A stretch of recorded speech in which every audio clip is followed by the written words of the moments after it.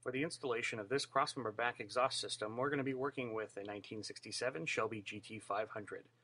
In this particular case, we're going to show the versatility of the system and how it can be used with aftermarket headers, different crossmembers, subframe connectors, and look at the exit options. On this car, we're going to be working with the factory cutout provisions in the lower rear valance. Let's take a moment to look at all the parts that make up this complete exhaust system, the first of which is the inlet pipes. Now these are trimmed to fit. They can be used with our manifold pipe selections, aftermarket headers, or modified to fit your factory downpipes and stock manifolds. Immediately following is our Truex crossover, our mirror finished stainless steel polished mufflers, the tailpipes, the tailpipe extensions and tips, the instruction manual, as well as a hardware kit. The first step in this installation is going to be placing a clamp over the inlet side of both of the mufflers. Each muffler is then placed on the outlet side of the Truex crossover assembly. These clamps should be tightened just enough to keep the mufflers from falling off the X-pipe assembly. Later in the video, you'll see we'll install this as one complete unit. Now it's time to install the muffler hangers. Note the position as each one of these faces the outside of the frame. These should bolt on directly to the factory provisions both on passenger and driver's side. When on the driver's side, make note of things such as brake lines or differential vents and make sure that you're clear of anything before you finish the installation. Next, we're going to install the hanger isolators. You can lightly lubricate these and place these on top of the muffler hangers to prepare the whole assembly to be installed on the vehicle. With the vehicle safely supported on jack stands or using a lift, we're going to go ahead and install the complete muffler and X-pipe assembly. Whenever using rubber hangers, don't forget to provide a little lubrication to make it easy to install.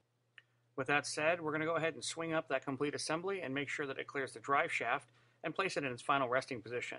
The use of a stand or an additional holder will help keep this in place until we're finished. Take a moment now to look at the mufflers and make sure that everything's level from the back of the vehicle. This will ensure that our tailpipes line up and everything looks right as well.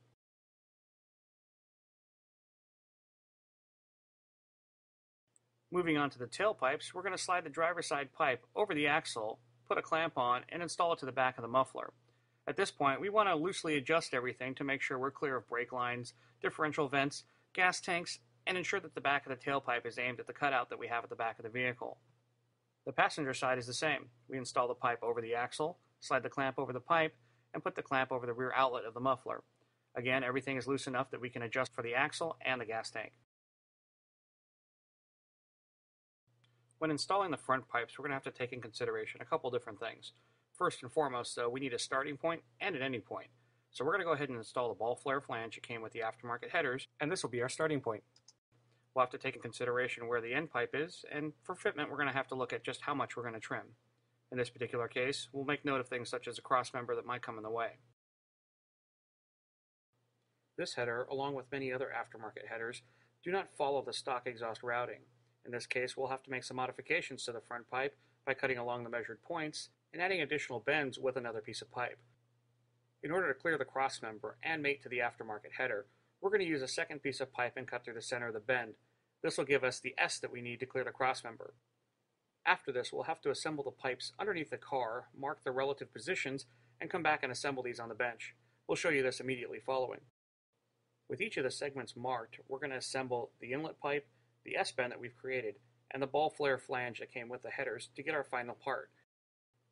With the welding completed on the inlet pipe, we can slide the back section into the Truex assembly and mate the front section to the back of the header to the ball flare flange.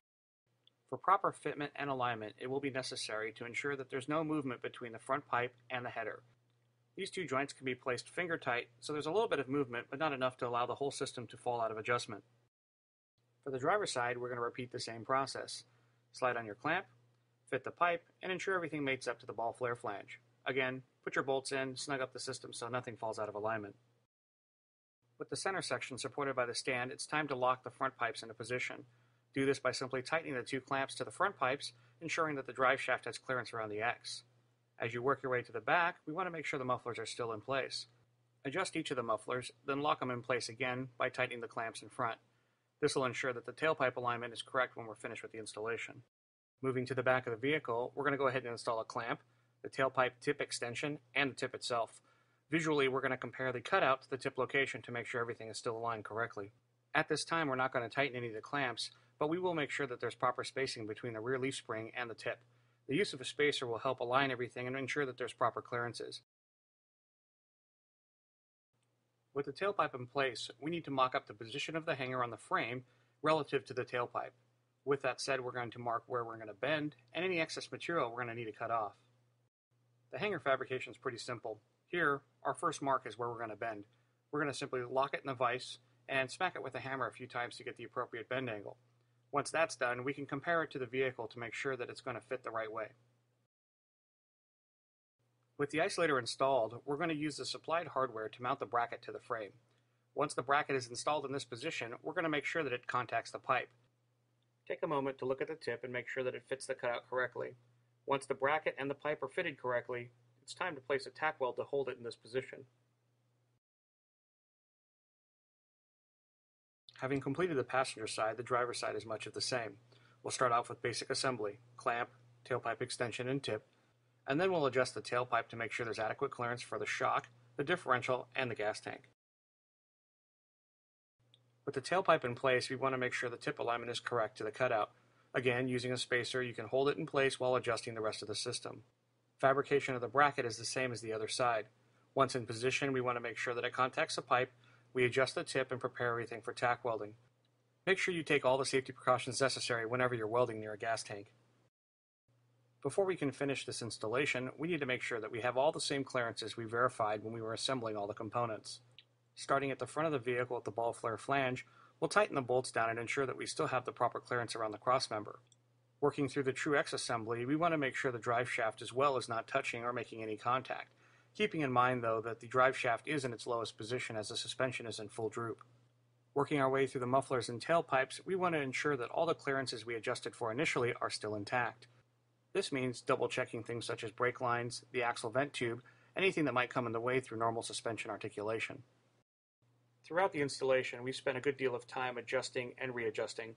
The whole point of this was to make sure that the tips come out in the final location looking the way they're supposed to. With some finish welding for the tips and the tailpipe connection brackets, this will conclude your installation of the True X crossmember back system.